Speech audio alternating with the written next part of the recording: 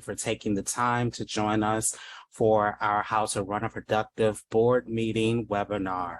We are excited to have all of our speakers here today, and they have really worked hard to bring this information to you, and I think it's going to be an awesome presentation. For those who don't know me yet, I am Richard Coppage. I am the Executive Director for the Chesapeake Regional Chapter of CAI. I have been here for a little over 4 months now, and I will say it has been a pleasure leading this chapter and getting to know everyone that I have met so far. And I am excited to have your participation in events like this, and we are happy to bring events such as this to you in your own home. Just to let you all know, we do have some upcoming events. Please feel free to visit our website to learn more. Of course, we have the Delmarva Expo, which is coming up November the 11th, which will be in Ocean City. A breakfast webinar, which is the Legal Roundtable on Collections on November 16th, as well as our annual gala, which will be December 2nd this year. The theme is Jewels and Jeans Fest. So do look for all those events to come in your email, but also visit our website for more information. It is now my pleasure to turn everything over to Don Plank from National Cooperative Bank. He is the moderator for the evening. Thank you, Richard. It's good to be here, and I'm really looking forward to tonight. I think we have a great program put together. We have a great speaker panel. And I'm just going to introduce them, and then we'll get started. So first, we have Cornell Lynch. He is Vice President of the Board of the Greenbelt Station Master Association, which includes 3 condominium sub-associations. They have 505 homes in total and are located in Greenbelt, Maryland. Cornell has been on the board for 2 years. Next, we have Jeff Wisniewski, who is Secretary of the Board of the Preserve at Piscataway Homeowners Association, which has 995 homes in Piscataway, Maryland. Jeff joined the board in January 2022. Jen Gilmore is the Community Manager for CAMP. CAMP stands for Community Association Management Professionals, for the Fairwood Community Association, which has 1,865 homes in Prince George's County. Jen has her CMCA, AMS, and PCAM, and is working on getting her LSM designation. If you don't know what LSM means, that is for large scale manager. She is a seasoned veteran in this business. Leslie Benitez is a portfolio manager for CAMP. Leslie has 2 communities in her portfolio. She has her CMCA and her AMS. Priscilla Sorrell is the community manager for the Preserve at Piscataway HOA, which is 995 homes. Tamika Davis is the community manager for the Oak Creek Club HOA, a 1,174 home gated community. Yvette Pollock is a portfolio manager with 3 communities. Yvette has her CMCA and her AMS. She is also a seasoned veteran in this business with much of her experience in condominiums and is now doing portfolio management. So you have a great panel. You heard me mention a couple of those acronyms: CMCA, AMS, PCAM, LSM. Those are various designations that managers obtain from Community Association Institute, which is the equivalent of the trade association for the management industry. And it means that the manager has taken classes and has passed tests to get those designations. And they really are a valuable addition and give an indication of the level of manager that you have. So we're privileged to have all of them. So with that, I wanted to mention that we want this to be as interactive as possible. Probably won't be quite as much as if we're in person, but feel free to use the chat function at the bottom. If you, as we're going through the presentation and you think of a question that a speaker is addressing, you can type it in the chat. I'll be watching it and I can ask the question.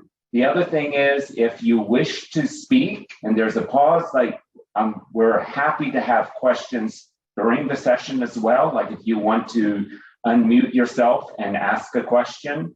And then we will also have time at the end of the session. I would say raise your hand, but I can't see everybody on my screen at once. So it's I'll try to monitor that. But so if you want to speak, it might be easier to just make a comment in the chat section and I'll call on you. So with that, we will go ahead and get started. And Jen is going to introduce us to different types of meetings that an association has. So Jen, take it away. Great, thanks. Hey, thanks, Don. I appreciate the invitation. The introductions, and CAI for having the ladies and I here tonight to talk about how to run effective board meetings.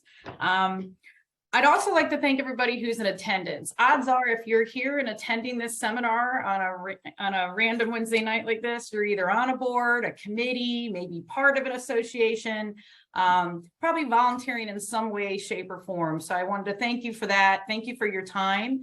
And hopefully we all kind of move through this and you'll learn something with some of our strategies. We're always open to learn some new things as well. So again, as Don said, if you have anything, comments, put it in the chat. We're happy to interact and make this as dynamic experience as possible.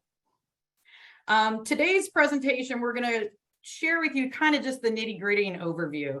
Don was kind and referred to Yvette and I as seasoned, read old, but that's okay. It just means we've got a couple decades under our belts here.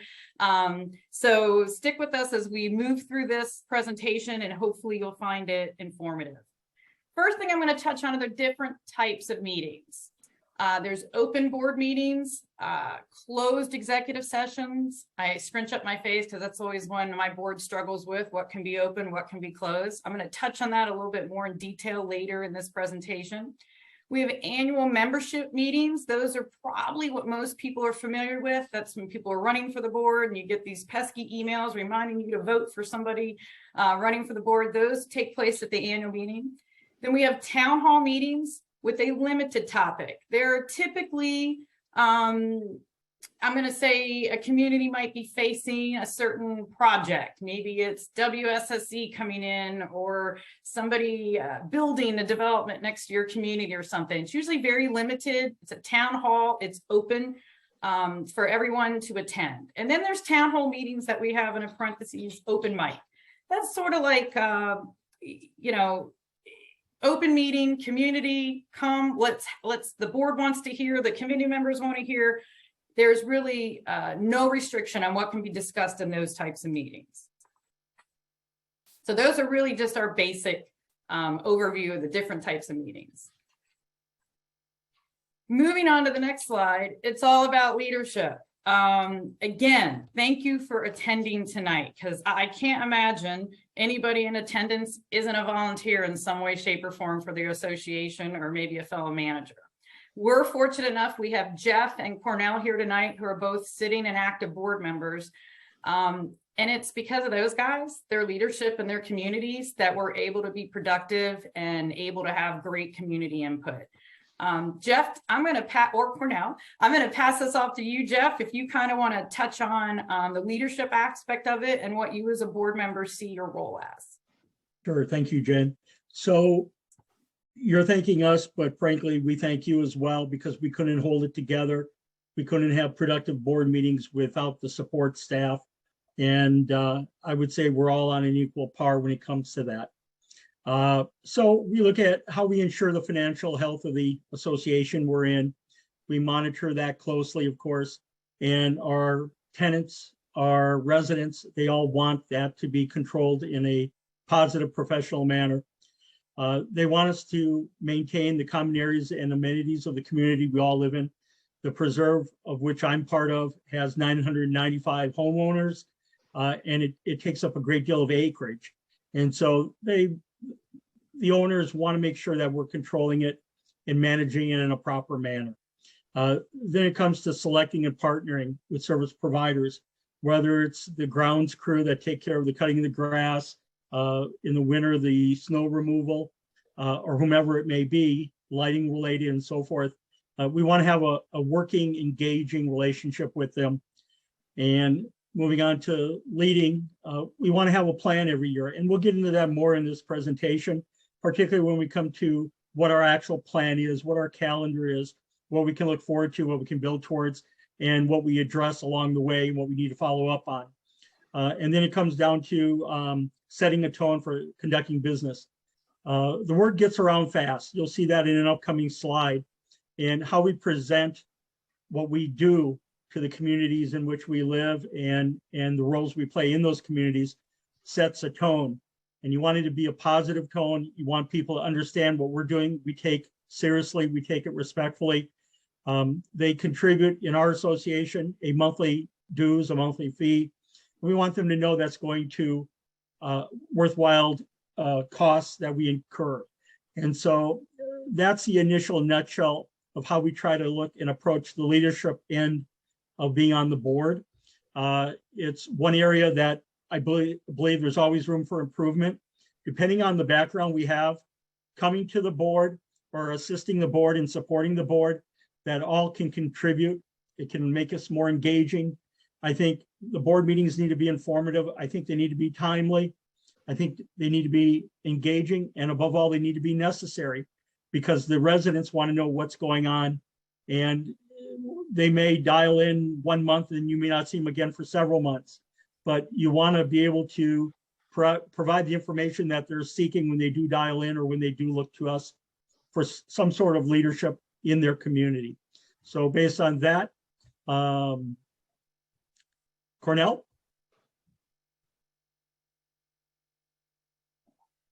Oh, you're muted. Here we go. Can we hear me now? We got Yes.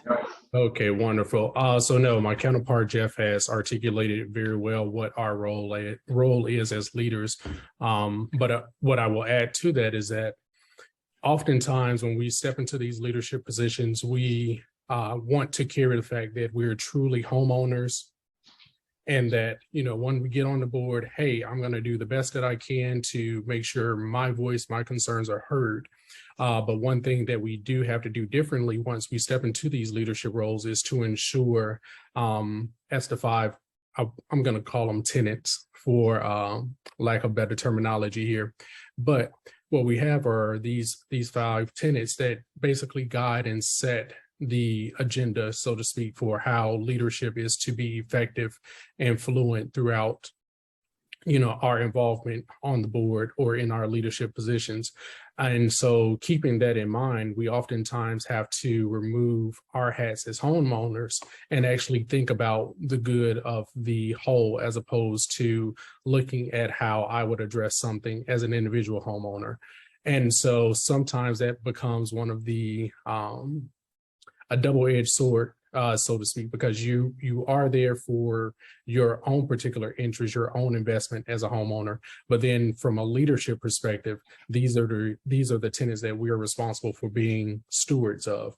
And so to that point, this is what leadership is about. It's about looking at the whole and not, you know, the various variables that make you happy about the choices that the community makes, the HOA makes, and et cetera. Is more about what truly adapts and solves for the whole and makes everyone feel that their voice is heard, and that the leadership that is in place actually takes their position seriously and ensures that the association, the common grounds, and et cetera are all functioning to a level of expectation that all can be a part of. And I turn my comments back over. So I just had a quick question for Jeff and Cornell. So it popped in my mind that my guess is that there are some people attending tonight who are either in a very small association, maybe some that are even self-managed. Both of you come from a large association that has staff. And how do you think, like, do the leadership aspects that you talked about, do you think they apply the same amount to a small association that maybe even if it's self-managed, there is no staff? Do you have any comments to that? If I can jump in first, Cornell, I think it's scalable. My wife and I resided on the West Coast for several years, And some associations out there are significantly larger than what we have here. And the traits that I took away from those locations as to what's meaningful, what's helpful for being on a board or even participating with a board, I think is applicable here regardless of what size the community is. If you are a much smaller scaled operation, there's more on you, but that means you're more engaged, you're more involved typically. And so I do believe you can go up, you can go down, but if you're a smaller operation, in many respects, it may actually mean more to you because of the smaller volume. Cornell? I would actually say in total agreement, but I would also offer the thought process that when you have a larger association, you are also, it also, or in a way, becomes a public service / political type of situation. You have to go out to meet the masses.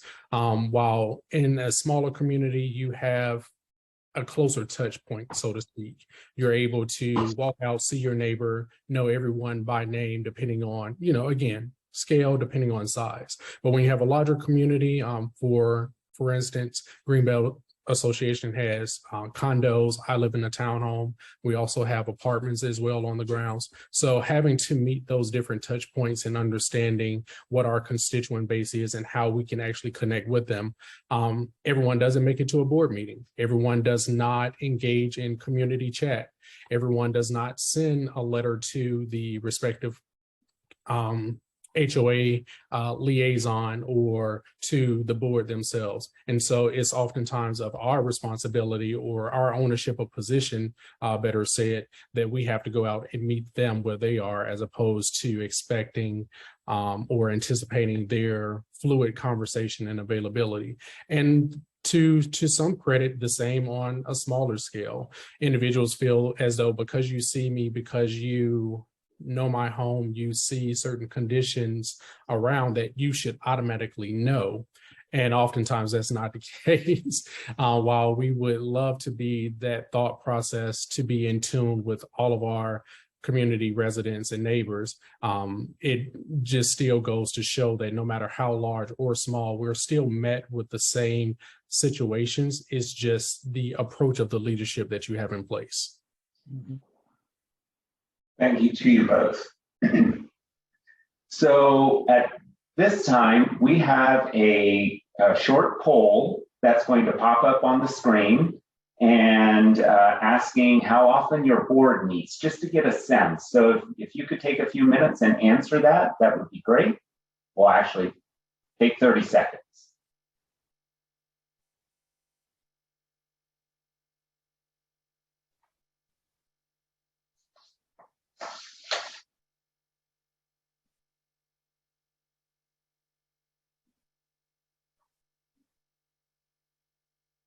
So Jeff and Cornell, I heard you guys describe those different pillars of leadership.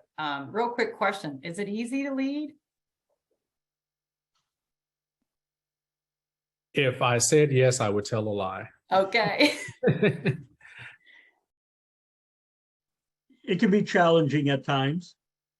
Yeah, I actually think those pillars that you guys went over apply to small or large scale. I think that there's often this misnomer that you're in a large community, so you have tons of volunteers, you want to come out and do things. Whereas, to be honest with you, I actually lived in a self-managed property and was elected president when I didn't go to the annual meeting. And actually, we had a larger committee base. It was only about 40 townhomes at the time, many years ago, but we had a real active community for the size of our community, in difference to some of the larger ones that sometimes it's hard to find people to find time in their busy lives to come out. So I think if you stick to the basics, as my dad would say, you can't go wrong, small or large. So do we have the results? Awesome. Monthly, it's closer than what I thought, monthly versus every other month. So it looks like the majority are meeting close to half on a monthly basis, and then a mix of every other month and every 3 to 6 months. Thank you. So Leslie, Can you tell us a little bit about planning the year? Actually, I'm gonna take this one, Dawn. Oh, sorry. Thank you, Priscilla. No problem. Let's talk annual calendars. You cannot lead without a plan. So this is my calendar, and I'm going to be breaking down my annual calendar. All of the information I'm going to discuss with you today, I'm going to just put into perspective the scope of work for the year. So what is an annual calendar? For me, the annual calendar is an essential element that establishes the direction of the association. It indicates how often a board meets.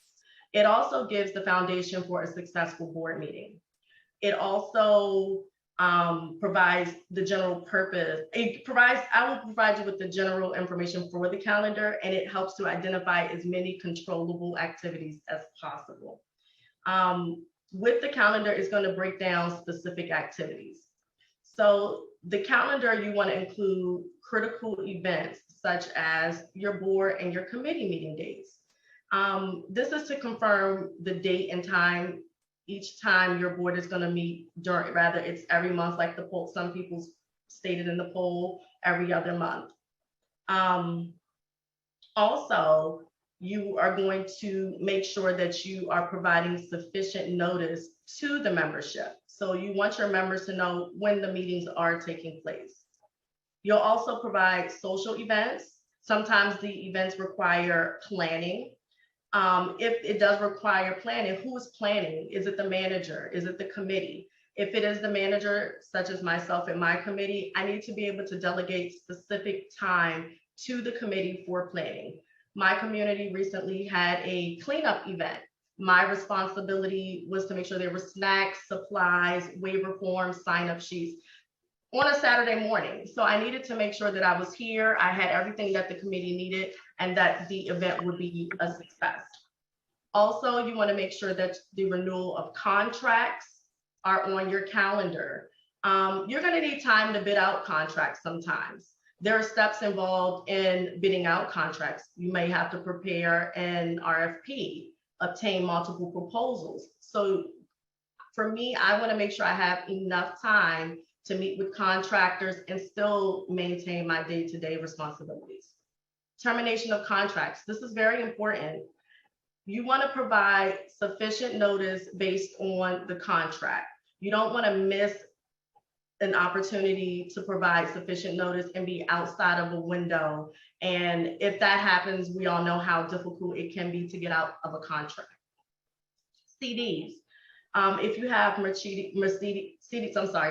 CDs maturing, you want to reach out to your investment management company. They do provide a schedule with all of the maturing dates.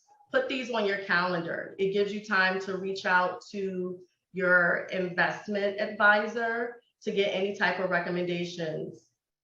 Also, when it comes to your budget, call for candidates, elections, annual meetings, all of this requires preparation and discussion. So you're going to want to refer back to documents to determine timeframes for notification and work within that time point.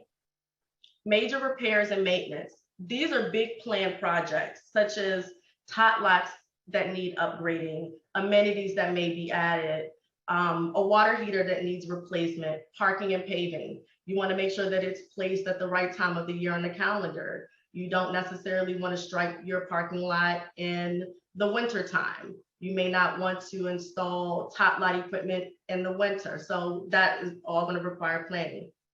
Pool operations and holiday decoration. These are time-sensitive seasonal items. Everybody tends to bid these type of contracts out at the same time. For me, I would like to get ahead of the rush.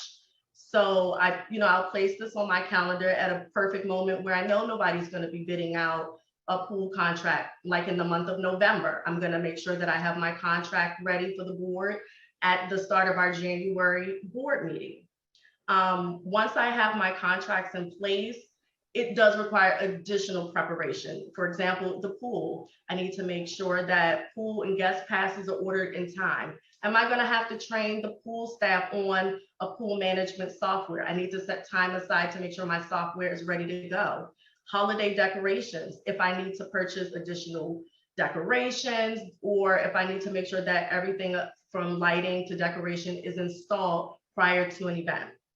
Community inspections, this is a big one.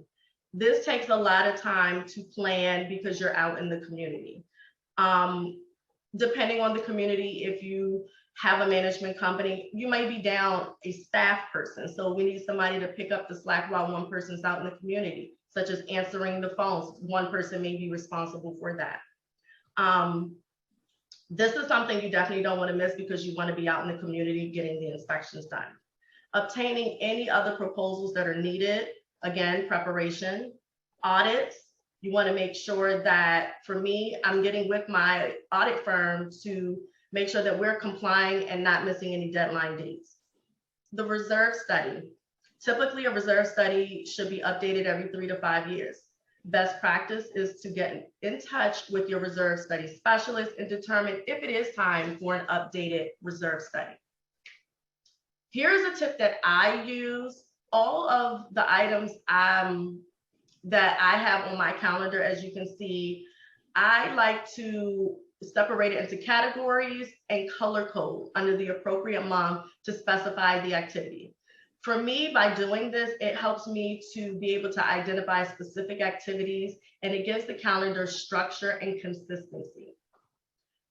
I, again, would like to be able to track the activities, and as things change, I update the calendar. I probably update my calendar at minimum once per month. I get very busy on a day-to-day, and I don't want to forget to put something on the calendar because that's very easy to do. So as things pop up, I may write a note to the side to remind me to go back to add something to my calendar, because the calendar is always changing, and I want to make it a good habit not to miss that opportunity by not putting something on the calendar. And again, because things do come up throughout the year that were not expected, you want to make sure that that is on the calendar. Anything that needs to be presented to my board during that specific month, I add it on the calendar for that month. Prior to that month, it is still added because it's upcoming work that I need to prepare for. This is a good opportunity for me to capture controllable items and as much controllable items as possible. I know we kind of have an idea of what is coming up during the year, such as contracts expiring, the pool is opening, the pool is closing. All of these things you can capture on your calendar, you can present it to the board. We want to eliminate as much business being conducted outside of a board meeting. So this is basically where I'm capturing all my controllable events that I've mentioned. When I prepare my board package, for me, it's good to share my calendar with the board, every board package. It helps the board to understand and get a sense of what's coming up. There's no surprises, with the exception of unexpected things, but in general, they know what's coming up each month. In my calendar, my package, and with the calendar, I also include my contract schedule, which informs my board of contracts that we have, that we hold with vendors, and the terms of the contract. I also provide my board with a maintenance calendar. This is a breakdown of the association's maintenance schedule, from weekly, monthly, quarterly, semi-annually, and annual maintenance. It lets my board know planned work that we're going to be doing. That can be anything from fall and spring annuals, inspection of monuments, that sort of thing. My community, we meet every other month. And that's because we are pretty planned out. And I know in the poll, some people are meeting every month or a little bit further past every other month. It's best to just do what works for your community. But this calendar is just a tool. It's a map to lead your community, so you won't be navigating blindly, because you do want to lead with a plan. Again, Jeff, he does sit on the board at the Preserve, and he does get on my board package. Jeff, would you say that the calendar is helpful to you when you receive it? And if so, why? Well, it's beyond helpful. It is our roadmap. It lays out everything we need to be aware of, except the unexpected that does come up occasionally. But not only can you look forward to see what's coming up month to month, 6 months in advance, it's a great reminder of what we've accomplished and looked at in the past and what we've handled. And of course, that's carried through in our minutes, but it is exceptional. The fact that it's also color coordinated draws our attention to what the primary importance is on any given meeting. So you zero right in on certain things that you become used to, but it is an outstanding roadmap. It's the snapshot of what we're looking at for the year to come. And when you save these, you can look back at the prior year, you can look forward to the next year as we start building it. And the job that Priscilla does for our association is exceptional. I receive it typically a week in advance of the board meeting, so I have time to prepare for it. The day I receive it, I may not have time to look at it, but the next day or the following day, I'll be able to sit down and I'll look at it and I can take notes. And if there are votes that are required on a certain subject, I can start preparing what I want to discuss regarding that, what I think are the necessary aspects that should be brought out during the board meeting. And I can't honestly see our association functioning without one of these calendars. You can call it a calendar, you can call it a plan, it's a combination of the two, but it's outstanding. And I think the experience that Priscilla and our assistant manager has, a lady named Keisha, provides so much of what we have in front of us always. And if you look at the month to month, you'll see the volume does vary. So, you know, again, I can't see myself succeeding in my role without something like this. It's very much more than a tool. And so I can't be more pleased with it. Excellent. Thank you, Priscilla. I think that's very helpful. Back in my management days, I did a calendar. I found it to be very helpful, especially to track contracts, but everything. I also lived in a small building and joined the board, like 31 units, and there was no calendar. And I think it's not unusual to be in a small community that might not have a calendar. And so I think something is better than nothing. And I think one way to start to get a handle of different events that come up during the day is looking back at the minutes. You can see what happens throughout the year. I think the other thing is just gather all your contracts. If nothing else, have your contract dates for renewal. And I think that will be very helpful as you in going out to bid so that you can plan appropriately. So Priscilla, I love this example of a calendar. I think it's so important. Yes, thanks, Don. So we're going to do, let's see, Frank had a comment. How much is the speaker's management fee? There can be variations or based on for the tasks mentioned, there should be expectations. Okay. So Frank, are you referring to someone preparing an annual calendar? Is that what you're referring to? If you want to unmute yourself, you're welcome to. Hey, thank you. No, the list of tasks in total that the speaker was mentioning.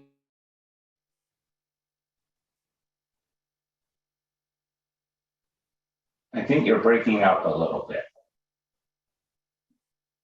Are you still there? We'll come back to Frank. Richard, do you want to we have another poll that we're going to do on board meeting length. Do you want to pop that up? And Frank, if you're back with us, unmute again and ask your question.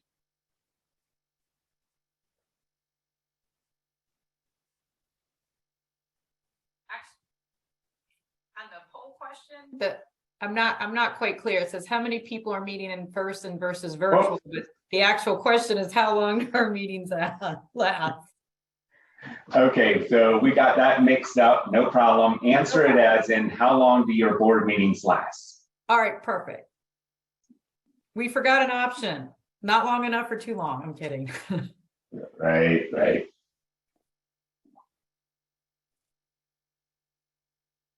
Whenever most people have answered, Richard, you can go ahead and share the results.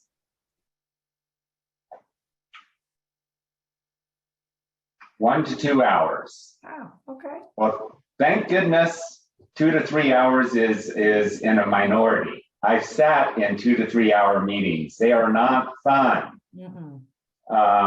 So I think somebody will touch on board meeting length at some point. I think that will be a helpful one. But we're going to address formatting the agenda, which ties directly into board meeting length. So Yvette, I think you're going to talk about board meeting agenda. Do I have that right? You have that right. Thank you. Good evening, everyone. I first want to mention that the calendar that Priscilla and Jeff had just spoke of is basically the calendar helps build your agenda. You know the items that are coming up that need to go on the agenda because you want those to be the board action items. So the calendar coincides with your agenda. So I want to first say that an agenda is a list of items such as the items on your calendar or your maintenance schedule if it needs a board to vote. The action items will be discussed and voted on in most cases. And the agenda order doesn't matter as long as you have an open forum, resident forum, and your agenda is in a logical order. An agenda is a consistent plan, such as your calendar, your maintenance schedule. So your agenda must be a consistent plan that all board members will follow and lead the board meetings to conduct association business. All agendas are not the same. For example, your open resident forum, your resident participation, it could be at the beginning, it could be in the middle, or it could be at the end. Such as you see the slide, it says resident participation, resident forum is at the beginning after your guest speaker, if you have one, after your welcome of your members to the meeting. Please share your agenda. It's very important for your agenda to be shared prior to your meeting. That helps residents know, and your board members, what's going to happen at the meeting, what's going to be discussed at your board meeting. And it helps homeowners that are attending to follow along. So I want to hit on some points. Your call to order. It's important that you start your meeting on time so that residents get used to the punctuality of your meeting starting. Welcome everyone to the meeting. You know, we thanked everyone that's on the webinar for their time tonight. Introduce your board members. It might be a resident's first time attending a board meeting. So have your board members introduce themselves or have your president introduce each member. Explain the flow of the meeting or the meeting protocol. Set the time frame. If the meeting starts at 7, again, on time, and the meeting adjourns at 8:30, you want to say, we're going to begin at 7 and we're going to adjourn at 8:30. Board members, if you have reports or updates, committee reports should be in writing, or it could be an oral presentation at the meeting from a committee chair. Please keep it short. Why? This is an association board meeting to conduct association business. This can also be an opportunity once your committee chairs speak for your board to thank your committees for their time and their hard work. If you have a guest speaker, if applicable, sometimes you don't have a guest speaker, but if you do, get them in and get them out. Your guest speaker can be your auditor, your reserve study, your landscaper, your association attorney. Some providers charge a fee for their attendance at meetings. So again, get them in and get them out. Consent agenda. Consent agenda is what business outside of a meeting, such as a burst pipe, if you have to address an emergency item or there's a lapse in board meetings and you need an item approved, you can vote unanimously via email. And when you do have a meeting, you want to ratify that vote in open session at a board meeting so it can be captured in your meeting minutes. Approval of minutes. Who's taking your minutes? I know a lot of associations, they don't have a minute taker. We strongly recommend a minute taker because this allows your management team to focus and participating in the meeting. Minutes should show who attended and what the motions were. Lengthy dialogue at a meeting, in a meeting minutes, does not need to be in the minutes. So again, who's attending and capture the motions. Action items. Action items are the items where you see new business or action items or unfinished business. These are the items that the board would discuss, deliberate on, and vote on. Resident forum. Again, not all agendas are the same. Resident forum could be at the beginning, in the middle, or in the end. Please ask your homeowners who are attending to keep their comments in open session to 2 minutes. This allows other homeowners that are attending to also get an opportunity to speak. Executive session. This is going to be discussed by Jen in the next slide. Why? Because it's a secret. Just a little joke. It's really not a secret, but Jen will speak on this in detail in the next slide. Adjournment of the meeting is your closing of the meeting. I call it a victory lap, especially when things, are checked off the list, items are voted on, issues are resolved. So that's my victory lap. And you want to also take the time to thank everyone that attended the meeting for the evening. And that's all I have, and I appreciate everyone's time. Awesome, Yvette. Thank you so much. You're welcome. I think a great agenda is so helpful. And especially if you have community meetings can sometimes feel like they can get close to being a little bit out of control. Yeah. And I think a good agenda can really help with that. And you can follow an agenda and keep referring back to it and refer members back to it. Yes. So use it. It's a great tool. And Yvette, you did a great job outlining that. I think it's so important.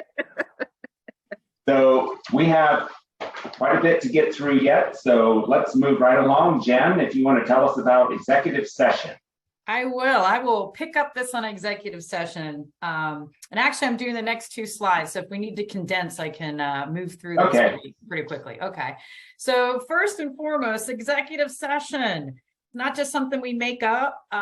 This is a meeting that's behind closed doors and it's reserved for very specific reasons. So much so that the Maryland HOA law and the Maryland Condominium Act all have parts on it, which basically tell you when you can and you can't close the door. So the types of things that you can discuss behind closed door in executive session are things like employee personnel matters, legal counsel, you need to consult with them on something. Maybe your community is buying a piece of land, negotiation of real estate transactions. Individual homeowner assessment accounts, maybe somebody's delinquent, come up with a payment plan. Potential litigation, that's protected. Actual criminal misconduct something has taken place. Again, that's going to fall in the realm of probably with counsel. I'm not going to talk about misconduct in executive without counsel present. And it's also to protect the privacy and confidentiality of people in your community that's non-HOA related. So it's very, keep this in mind. I'm going to move to the next slide because this one's kind of boring, but keep this in mind when you're going into executive session, that it's protected, but only in a very limited, nature. We can't just, because we don't want to talk about this particular topic in open session, close the doors. We want things open. So does the Maryland HOA Act and the Condominium Act. And I would imagine every homeowner here wants to see everybody kind of cook the sausage. You know what I mean? What's going into it, and that sort of thing. So be careful of when you go into executive, but when you do, there's also some rules to kind of make note when you're in executive session. This is something that my particular board kind of struggles with. We'll go into executive session, they have discussion, and then they want to make a motion. And we go, oh, time out, time out. We got to go back into open session to make those motions. So to get to executive session off of your agenda, Yvette, they're going to make a motion to go into executive. Typically on your agenda, you're going to have it referenced why you're going in. For us, I don't list people's names and addresses. If we're going to talk about a delinquency, we put account number. We're going to go in and talk about a collection and reference an account number that nobody can figure out except us. And that's saying I actually have to have a database open to know what account number I'm talking about. So we're going to make a motion, go into executive session. We are only going to discuss what's on the agenda for executive session, whether that's collections or whatever item that we have there. We're not gonna get in the weeds. We're not gonna go off the trail. We're not gonna, oh, while we're at it, let's talk about replacing that boiler. We're not gonna do that. Executive session, again, it's protected. It's behind closed doors. There are no minutes. This really trips my board up that there are no minutes, because really all executive session minutes should indicate is the time it was called to order. Again, I'll list an account number if it's delinquency, discussion regarding a payment plan. Then we're going to, we also will list who's present, and then we are adjourned.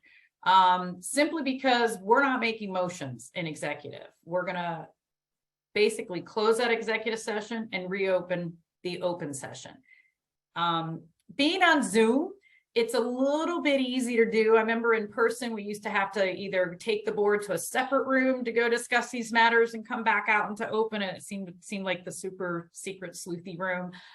In executive session, we can put people, we tell them, we can put them in the waiting room, and then we go back to open. We just bring people back from the waiting room. Now that we're virtual, I have more people that stick around after executive and they wait to hear those motions back in open session. So it's actually another really good tool. That's really it in a nutshell on executive session.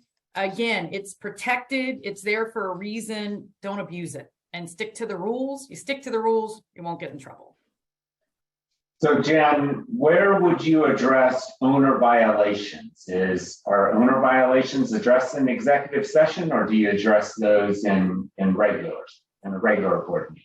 Right. So owner violations, it depends. If it's someone's bringing it up during resident forum, I don't typically have those on an agenda item because those are actually dealt with a separate board, usually an architectural review board or that sort of thing. So those we will touch on in our management report. Sometimes if homeowners want to bring it up and discuss it, we will do that. Like I said, the violation list is typically in a management report, which is part of the board package, which people are privy to see if they wish to. Usually only have violations come before the board of directors if they're appealing a ruling of that architectural review board or review committee. And then those are typically done in an open session as well. There's really nothing protected there unless the homeowner makes a compelling argument as to why something needs to be protected. If somebody has a particular issue or a sensitivity or something, then we would consider that. Okay, that's helpful. Anybody have any other questions about executive session? If you do, feel free to unmute yourself, or you can put it in chat. I find this can often be a confusing topic. Yeah, 100% it can be confusing. The other part of this is lots of times when board members, you go and you close and get into executive, it's almost like they take a breath. Stay focused. Just stay focused what you're there for and be very limited and very small. You'll avoid the pitfalls. Thank you, Jen. That's very helpful. So if you think of a question, we'll come back to it at the end of the session. Unless Jeff or Cannell, do you have any comments on this? I think transparency is great, but there are times when confidentiality is necessary. And it depends on the stage of what you're discussing, where you're at on it. If it starts becoming very involved and detailed oriented in a nature that takes it in a legal direction, you have to protect the confidentiality of it all. But aside from that, you want transparency. People want to know what's going on in their community. You want these meetings so that people can become involved and they can understand what's taking place. So. Excellent. Thank you. So I believe, if I have my notes correctly, Leslie is going to take us back and talk about resident forum. Am I right? That's right. Excellent. Good evening, everybody. So speaking of open meeting, closed meetings, resident forum is a part of all open meetings. The Maryland HOA requires that all open meetings have an open forum or resident participation. Resident forums are supposed to be a platform for the community to voice out their concerns, ask questions.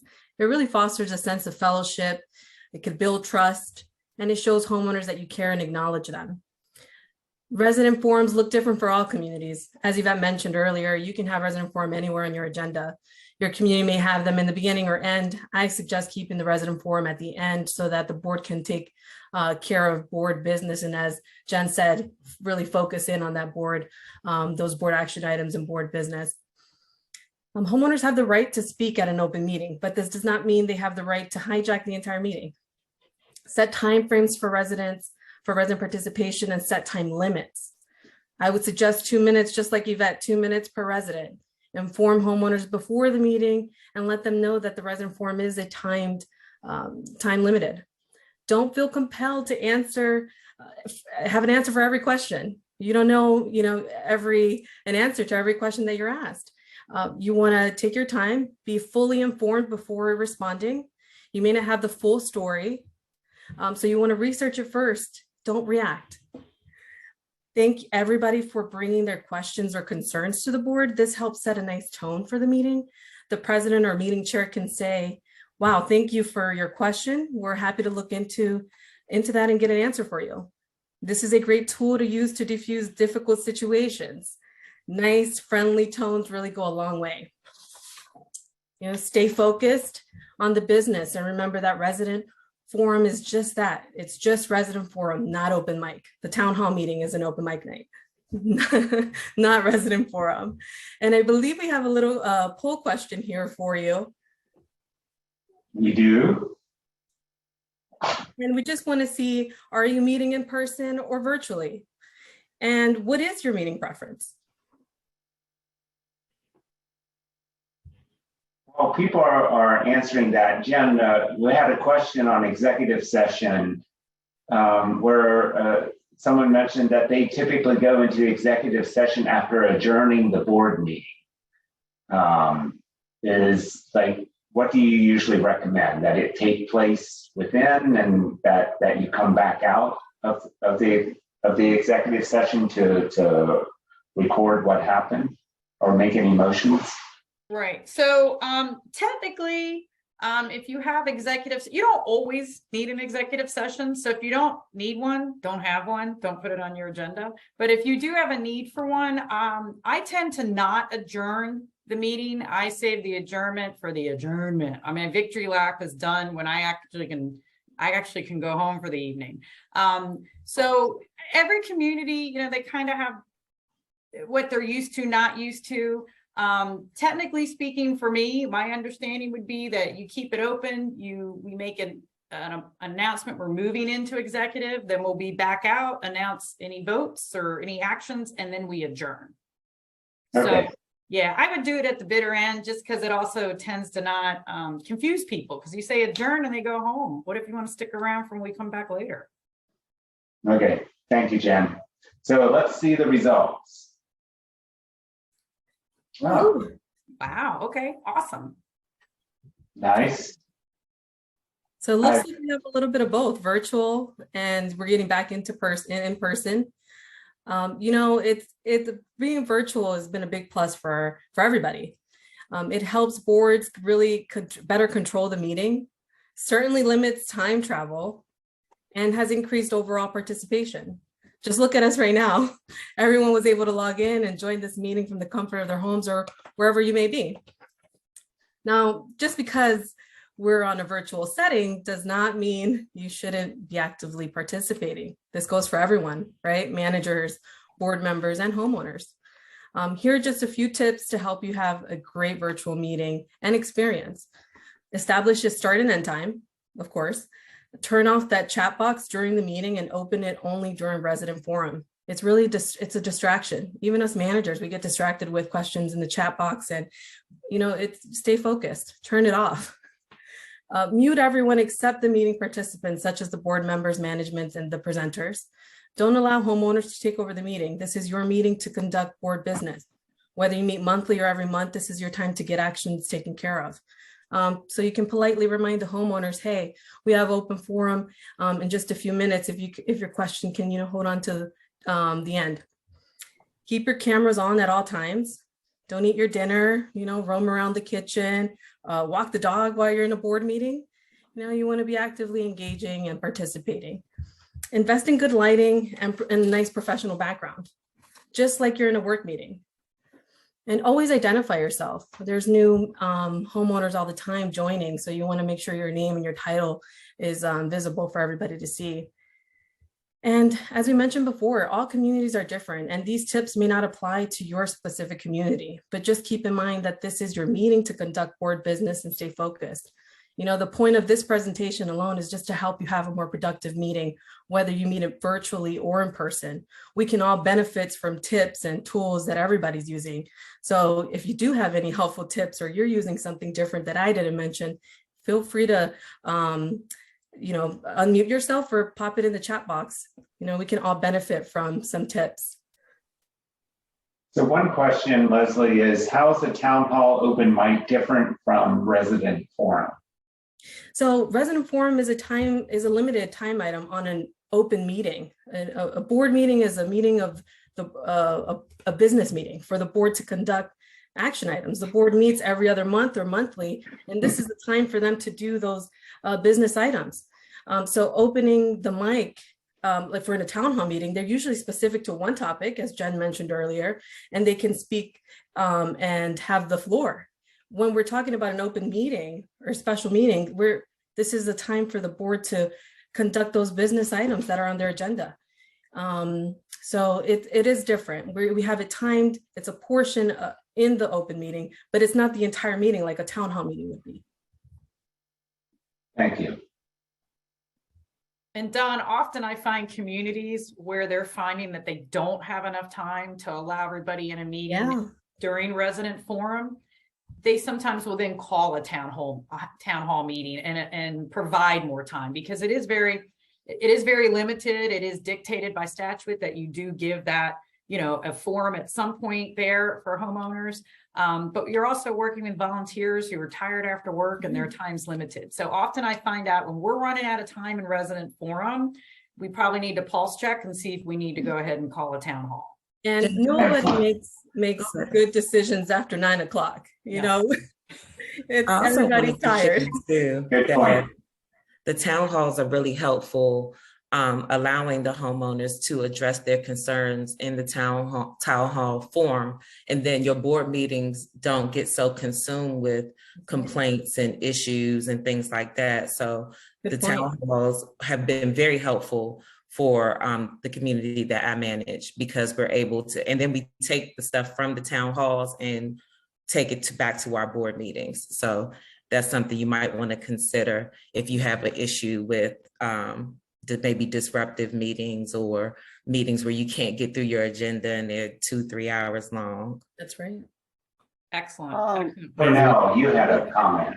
Yes, I had 2 comments. Tamika actually took a very good stance on the purpose of a town hall. While we are in business session for business meetings, we oftentimes, and not in a way to disregard our constituent base, but we have to move through an agenda. And so the town hall actually offers that opportunity for us to be a little bit more liberal in the less than guided conversation so that individuals can ensure or feel as though their concerns have been heard. They've been able to fully but respectfully address their concerns and put in the atmosphere what needs to, or get off of their heart and mind what they want to have out there. So town halls are perfect for that. But I will keep on one word, as long as they're respectful.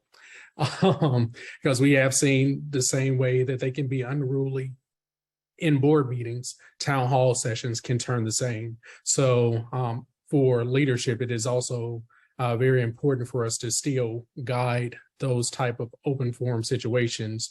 Though we are not conducting business, we are still managing our constituent base, our membership, to ensure that the concerns are still heard and raised.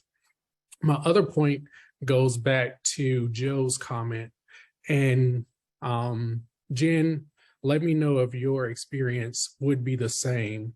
But for executive session, if you go into executive session after adjournment, then you've concluded the business of that meeting, which means anything in executive session is now not business unless you call that meeting itself to order, constituting or making it a special meeting, because you've already concluded the initial meeting and the business that is to take place there.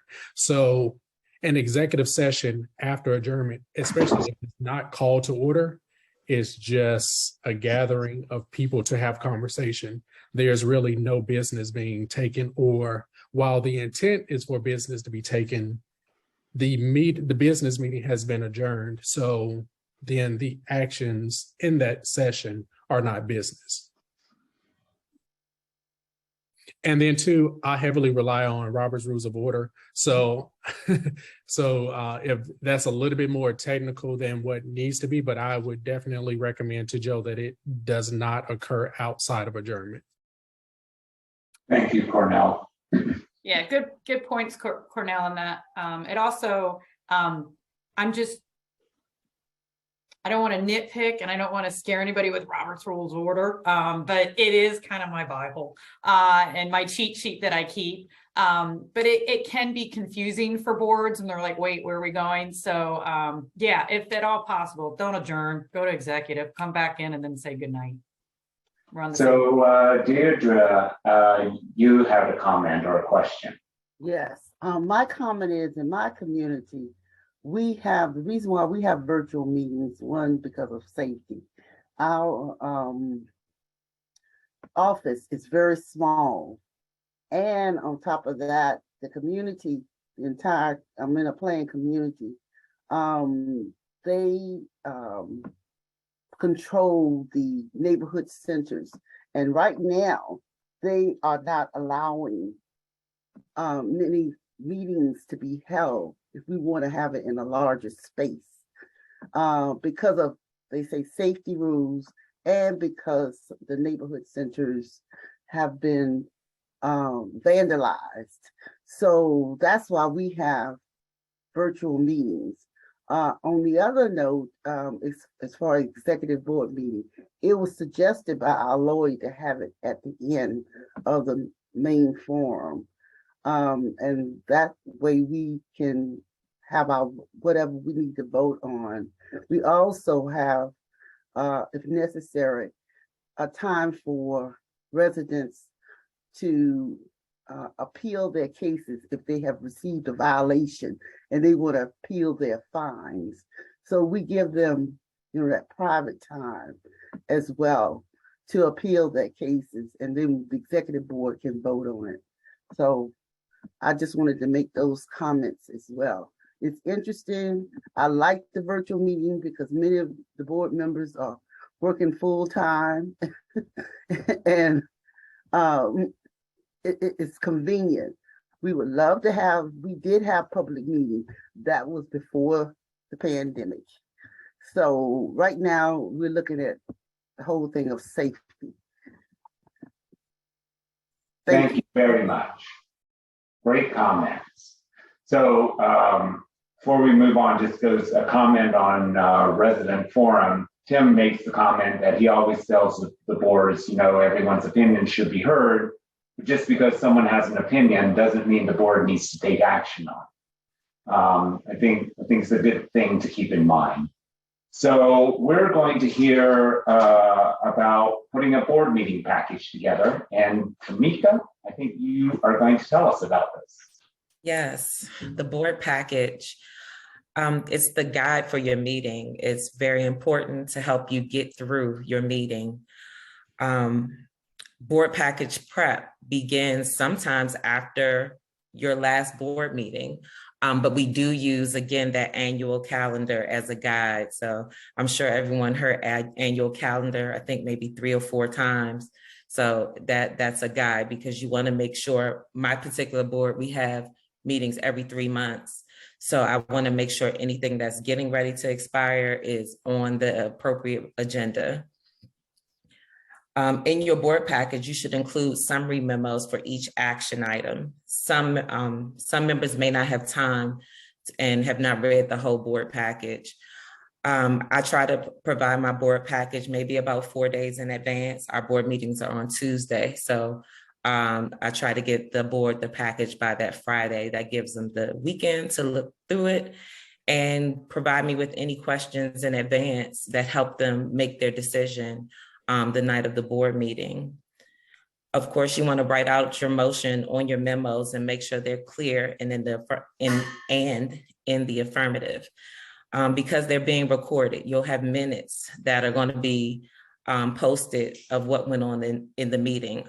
Some people read just the minutes and they'll call and say, hey, what went on? I noticed this motion. Can you kind of give me some information on it? So you want to make sure your minutes are clear and your motions are clear. With the board package, I think initially everyone was just providing a hard copy, but now that we're virtual, we're giving the electronic copy as well.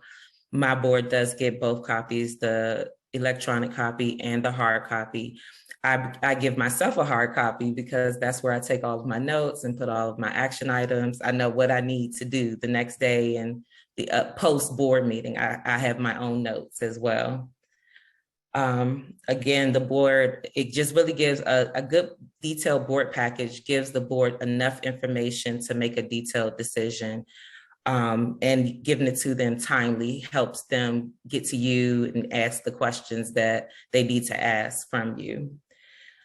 On your memos in your board package, you should include recommendations. We have committees. So if there's something going on that's social, we get a social committee recommendation. The budget and finance committee, that's a big recommendation when it comes down to the budget draft for the following year. It's always good to have your committee recommendation.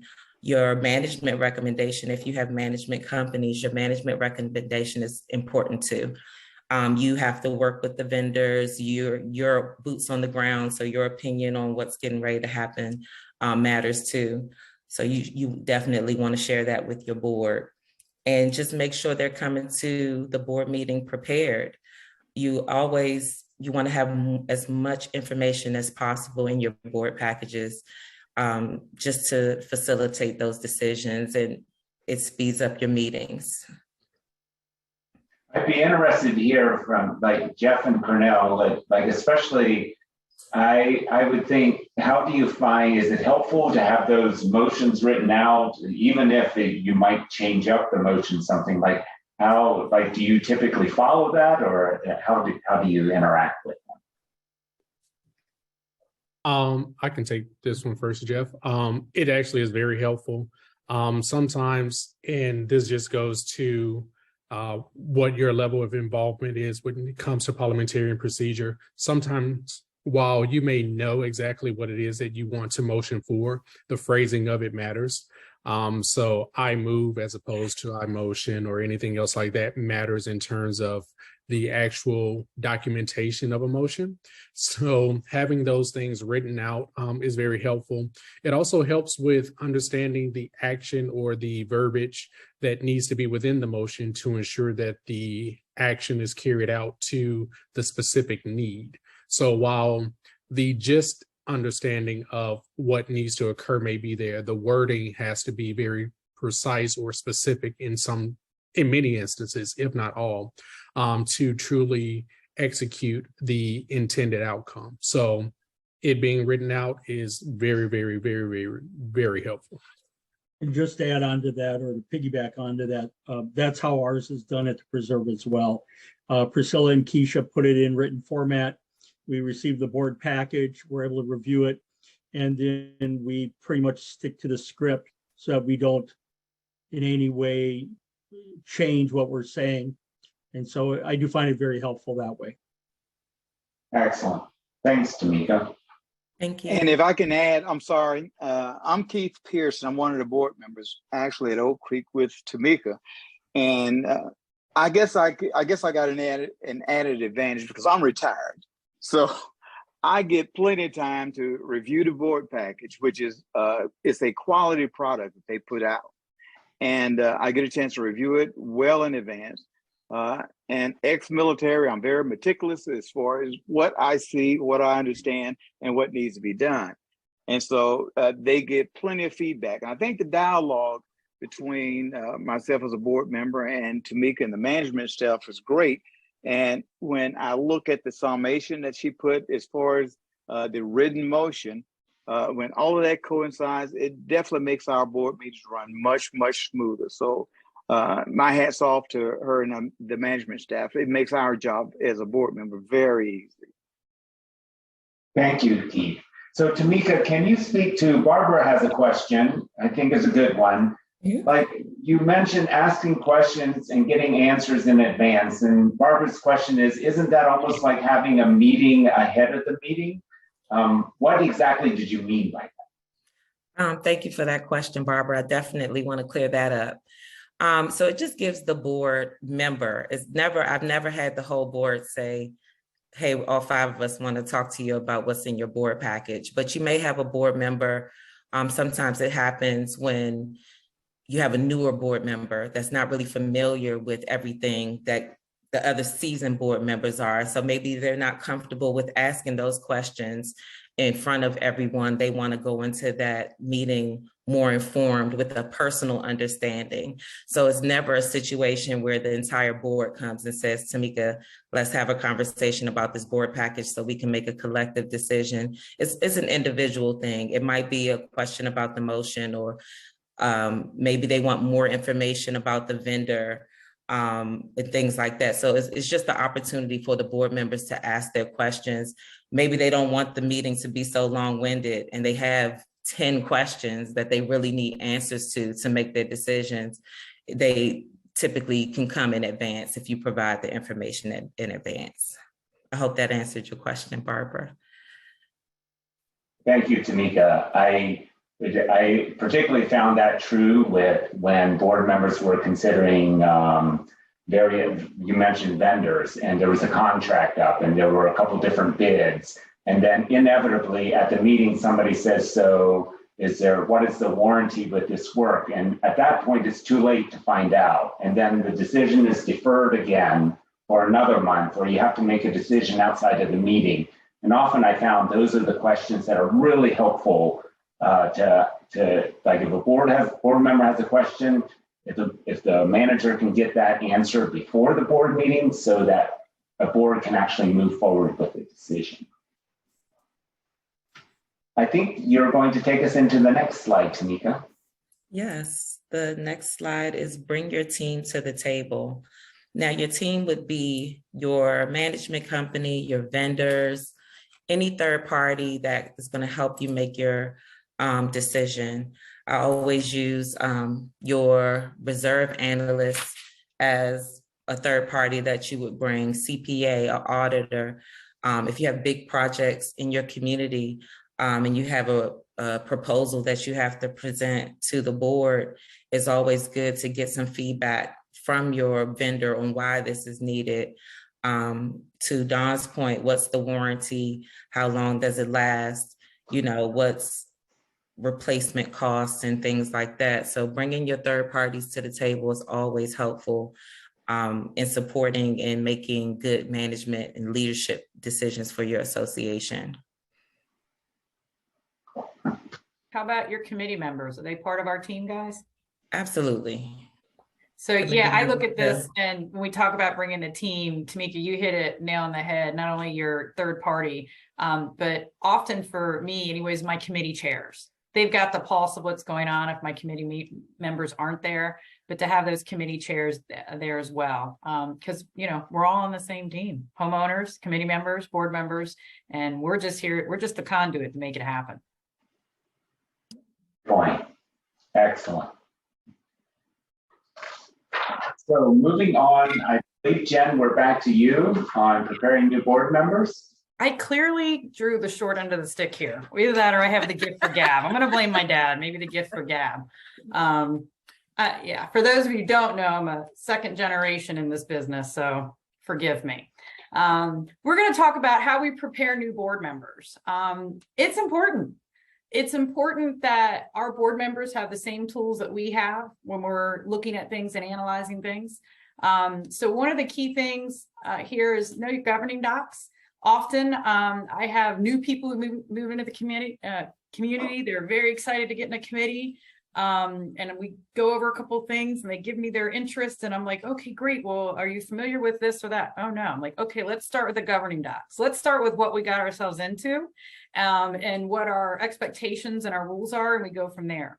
The Maryland HOA Act and Condominium Act. Don't let that scare you. It's not your job as a homeowner or a board member to know that verse and script. It's your lawyer's job. It's your manager's job to know when to raise that flag and go, wait a minute, I think there's something here we need to check, and then to bring the lawyer in. But that is certainly a component of it. That especially you'll find it dictates for the Sunshine Act, which dictates the open meeting. Some of the questions tonight with executive and open, they're spoken to there in those acts.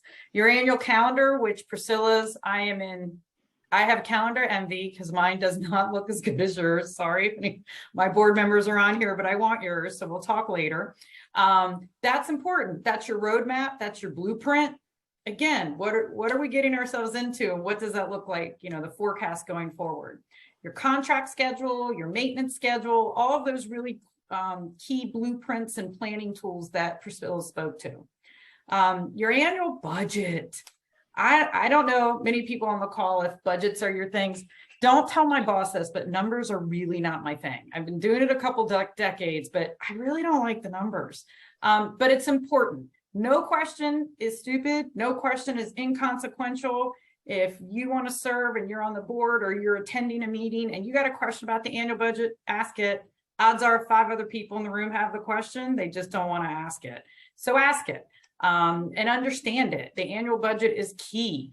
It's key to know, can we throw another event? I don't know. Let's go check that budget and where is it and was it approved?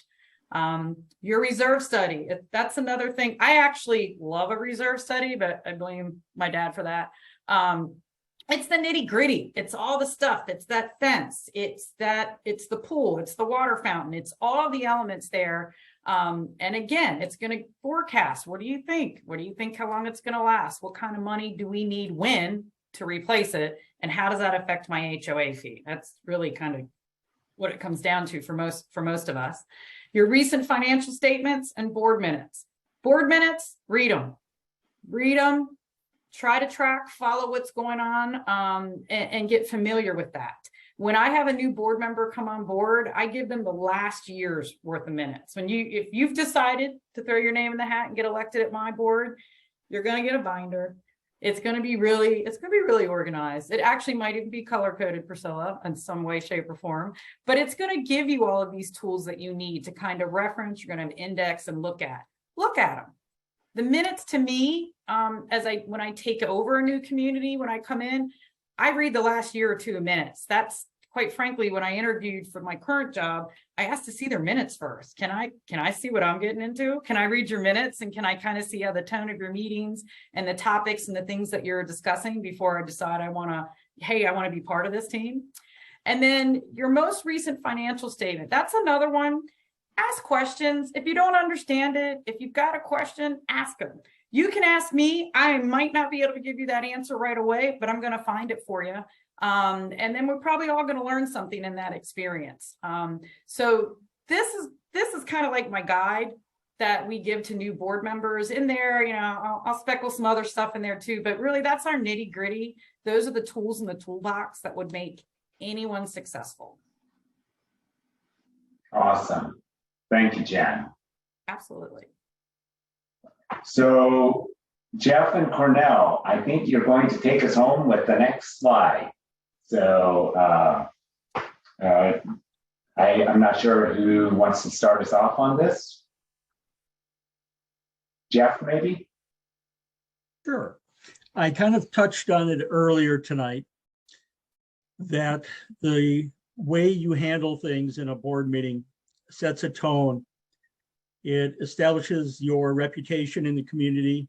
It establishes the community's reputation in the area it's located. Good or bad, like the slide indicates, news travels fast. With social media, sometimes it's accurate and fair, other times it isn't. So you have to be conscious of that. You're dealing with personalities, but you're dealing with people's lives, where they live, how they want to live. You have to take all that into consideration, and you have to be understanding. You don't want to go into any meetings with a disposition or an agenda that isn't in any way positive towards the community. That's why you're there. You're there to serve. You're there to serve them. And as a homeowner, you have to look at it from their perspective as well as your own, and try to blend the two. Cornell? Yes, absolutely correct. I think this portion definitely echoes Jen's comments about wanting to read the minutes over the last 2 years. You know, how has the association, the board, handled its business? What is its relationship with the vendors? How does the community at large engage with the board? Some of these things are what one might say would ward someone off from wanting to be a participant or wanting to be that community's manager. So how the community responds to its board, its reputation as a whole internally is an outward reflection for others to absorb and to take inventory of in terms of wanting to interact and engage with them. So while we could minimalize it to say, well, I just care about the grass, I just care about the trash pickup and things of that nature. How you deal with your vendors, timely payments, ensuring that, you know, you give fair reviews and considerations to conversations. How often do you bring issues to their, to their plate for them to adequately address or give conversation to? All of those things go to community reputation, and ultimately they build goodwill internally and externally. So as a wrap up to the entire presentation, while the board is responsible for being that steadfast leadership, to be that continuity of service and level-headedness, it's, again, the word here is community reputation. It takes all of the community to ensure that the standards are upheld and the board executes to the community's expectations. And so I think this was a very good note to put a pin in. If I can add real quick, Don, some of the comments in the chat box are very accurate. Again, I can't say enough about how well Priscilla, Keisha, and Susan make our role on the board at the Preserve so much easier by their involvement, and by not acknowledging them and on the consistency of their work and effort. Those of us that are volunteers on a board couldn't accomplish anything. And today I'm on the board, tomorrow I may not be, but how we attract others to participate and engage and involvement in their community is very, very important. And to have staff, to have peers that help you with all this is extremely important, extremely instrumental. And it depends, or it provides the ability for you to succeed in what you're trying to accomplish for everyone that are your neighbors, quite honestly. So thank you for the comments in the chat box. You've picked up on the real world aspects of what we have to do and what we try to do and how we handle it in the most positive manner. And I just wanted to mention that I've been trying to monitor the chat box. It flashes by fast, and listening to everyone that's speaking as well. But I thought it was a very positive meeting this evening. And I just wanted to thank everyone as well for coming to it. And I have one last note that I thought of. One thing that we did not touch on in terms of community reputation is the resale value. If your association, if your community has a bad reputation, no one wants to come live with you. No one wants to be your neighbor.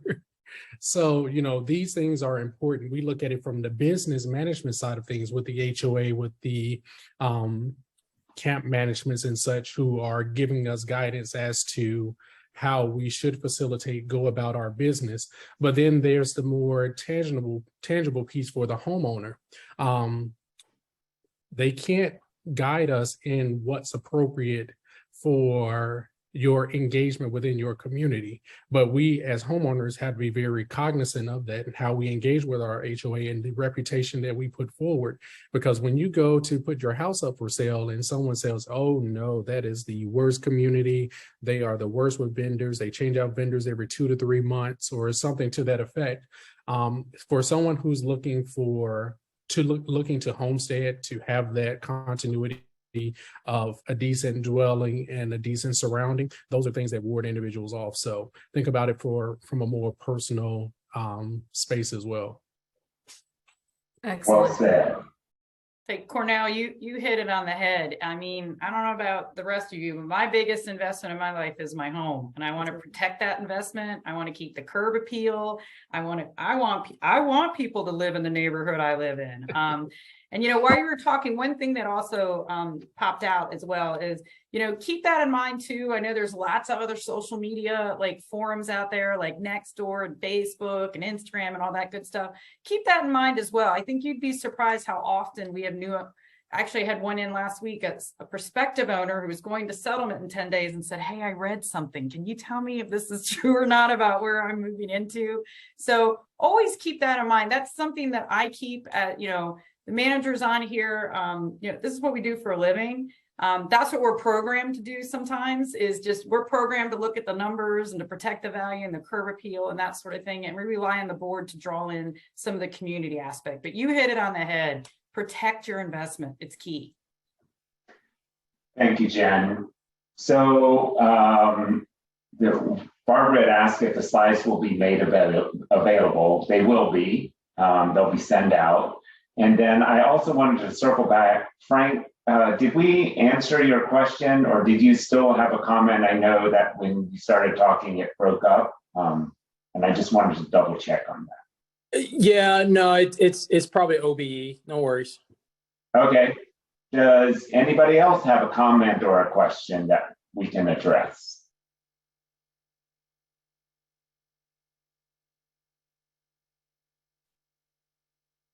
We will not be going into executive session, so you don't have to worry about us saying anything in secret. So, That's fun. But I really appreciate everyone attending tonight. I really thank our panel, board members. That was very insightful, very helpful. And I really enjoyed the presentation. I hope you did as well. And I hope you can attend some future events that the chapter puts on. So thank you very much for attending. And I hope you have a wonderful evening. Thank you. Thanks, Thank you everyone. all so much. Have a good night, everybody. Bye. Bye. Bye all. Bye.